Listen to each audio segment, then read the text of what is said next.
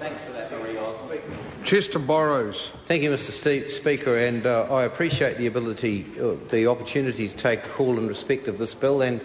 I also appreciate the fact that it will be coming before the Social Services Select Committee. As a member of that committee, I look forward to investigating the circumstances around this bill and to thinking about how this bill will be applied, hearing the evidence and having an opportunity to do some stuff around the protection of vulnerable people and vulnerable children especially. I'm sure that all of us who have worked with young children who have been abused and have been neglected, who come to this House, relish the opportunity to do some work in this area. The fact is that we can't legislate for people feeling responsibility or recognising their own responsibility, but we can legislate for holding people to account.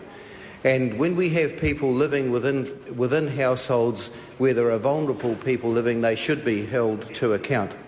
There is a need to do something tangible in a country where one child every month is murdered.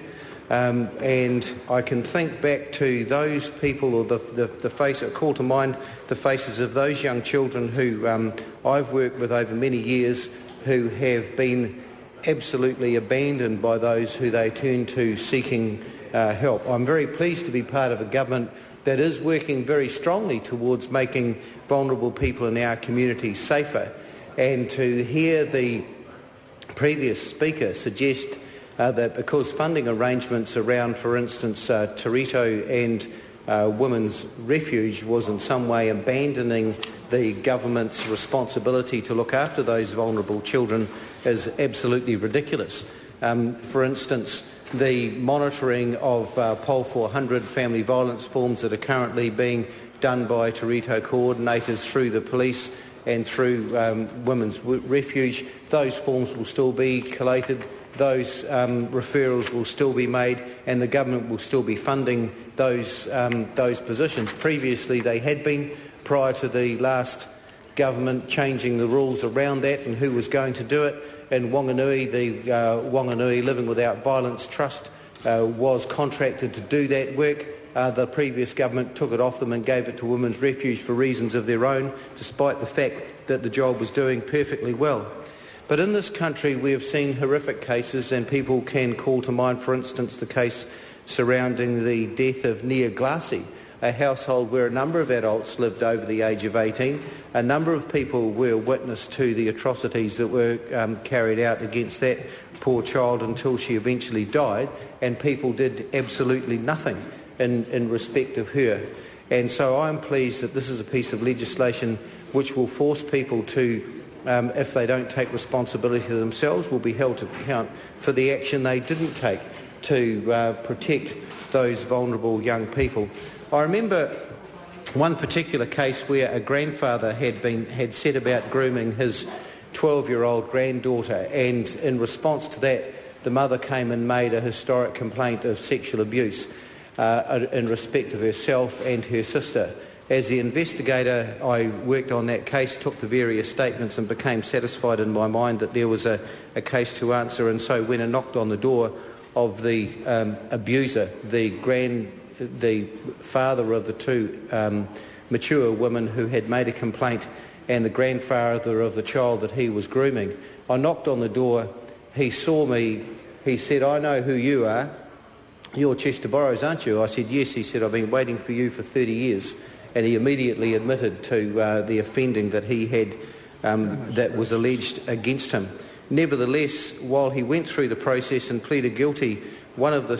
his daughters wrote to the judge and asserted that everything she had said had been a lie, in spite of the fact that he had made several admissions to it, and the evidence was well and truly beyond a reasonable doubt should it had need to have been proven. But the point that I want to make is this, is that the impact of sexual grooming is absolutely horrific and has a lifelong effect on those people who have been the subject of that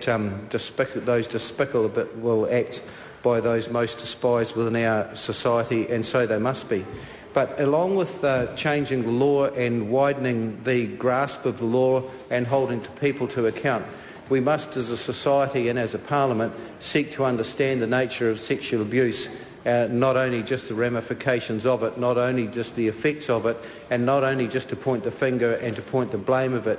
but to actually fully understand the reasons behind sexual abuse, why it happens, and what we can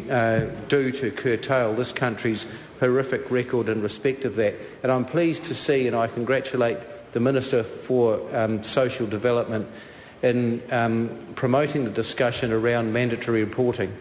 The fact is that in protecting our young children and the vulnerable adults within our community, we not only have to paint everything with a broad brush, but we have to do everything we can through a number of pieces of legislation to be able to keep people safe. In answer to a question that was raised by the previous speaker, Jacinda Ardern, we must remember that those people who have a special relationship with vulnerable people and who fail to act are caught by a number of pieces of legislation, and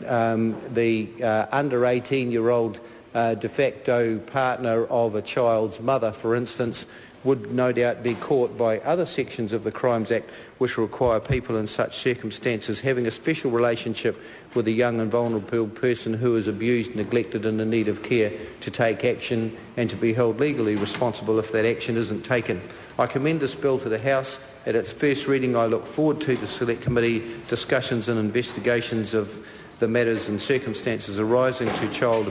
neglect and abuse is just one of the things catered for under this Act, and